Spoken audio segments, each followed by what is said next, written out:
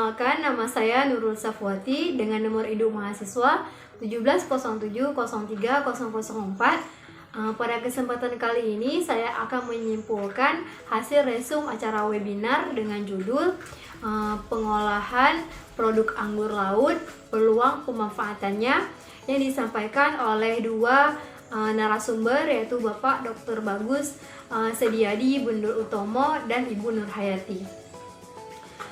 Dari video yang telah saya saksikan, ada beberapa poin yang bisa saya simpulkan dari hasil webinar, yaitu terutama dari penyampaian materi dari Dr. Bagus tentang pemanfaatan anggur laut ataupun rumput laut. Dr. Bagus menjelaskan tentang pendahuluan, yaitu rumput laut digolongkan menjadi 3 kelas, yaitu ada Rhodophyceae, di mana kelas ini terbagi menjadi 450 jenis, dan kelas ini mempunyai manfaat yang sama banyak dan yang paling banyak dikenal oleh masyarakat luas.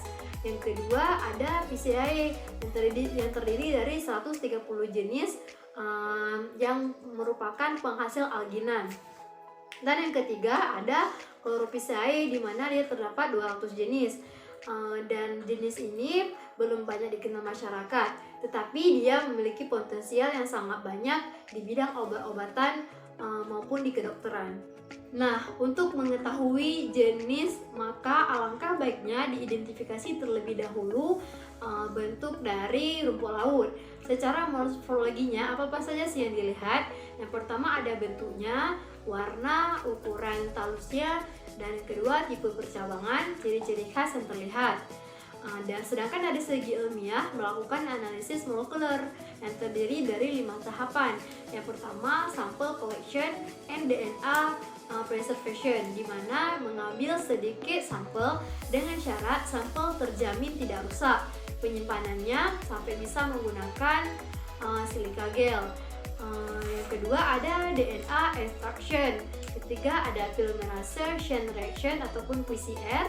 Yang keempat gel electrophoresis, dan yang kelima sequence analysis. Selain itu terdapat jenis rumput laut yang baru dikenal. Yang pertama ada Halimenia sp, ada juga Ulva dan Caulerpa.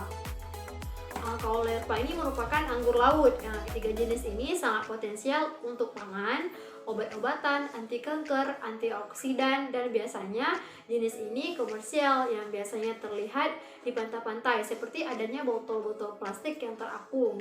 Nah, itu merupakan suatu contoh masyarakat untuk memperoleh rumput laut tersebut. Selain itu ada jenis Crassularia ataupun agar-agar, di mana jenis ini dia menyerap kotoran dari tambak dan biasanya sering digunakan di budidaya ikan bandeng ataupun udang. Selanjutnya ada Gledium, di mana jenis ini dia tumbuh di karang. Dia hidup di pasang surut yang tinggi. Selanjutnya ada Surgasum. Nah, jenis ini belum banyak dibudidayakan. Nah, terakhir ada Caulerpa, di mana ini merupakan anggur laut. Dia memiliki 170 spesies dengan 230 nama infraspesifik. Banyak sebutan untuk jenis rumput laut ini. Seperti contohnya di Jawa biasa disebut dengan lato. Eropa biasanya disebut dengan sea grapes. Kalau di daerah lain banyak juga disebut dengan berbagai sebutan lainnya. Nah, Caulerpa ini sifatnya plastisitas, di mana morfologisnya sangat besar, yaitu dia jenisnya sama tapi punya tampilan yang berbeda. Nah, biasanya untuk mengetahui bagaimana cara membedakannya, dilakukanlah identifikasi molekuler. Untuk materi kedua yang disampaikan oleh Ibu Nur Hayati, yaitu diversifikasi produk olahan berbasis Caulerpa.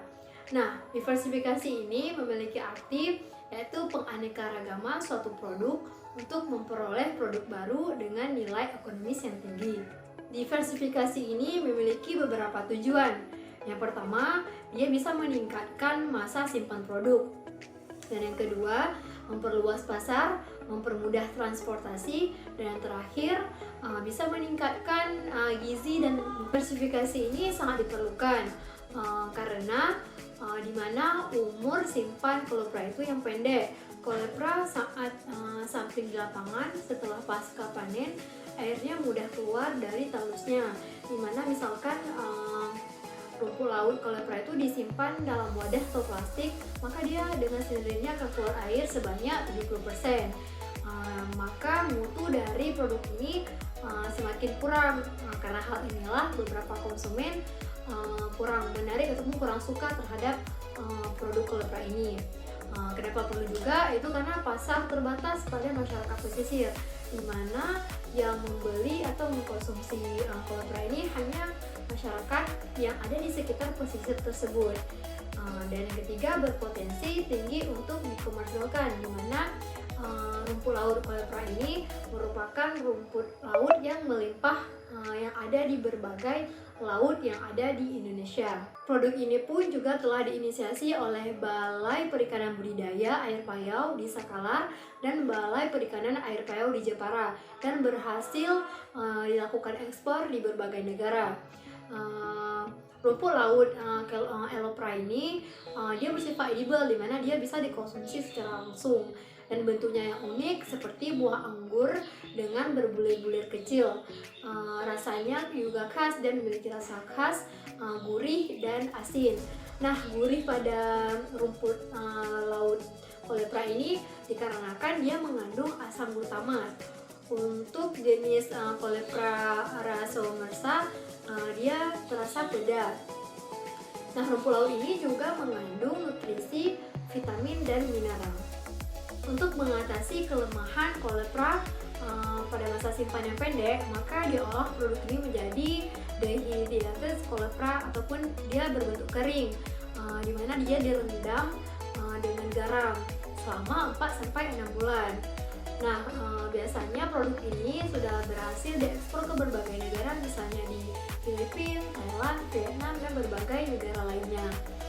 Nah, selain itu ada beberapa produk lainnya yang berhasil dibuat, yaitu biskuit kolepra, kemudian kerupuk, saus, kecap, permen, dan garam. Kemudian selain pangan tersebut, kolepra ini juga bisa dibuat sebagai bahan kosmetik. Demikianlah beberapa poin yang dapat saya sampaikan. Lebih dan kurangnya saya mohon maaf. Wabillahi taufiq wal hidayah. Wassalamualaikum warahmatullahi wabarakatuh.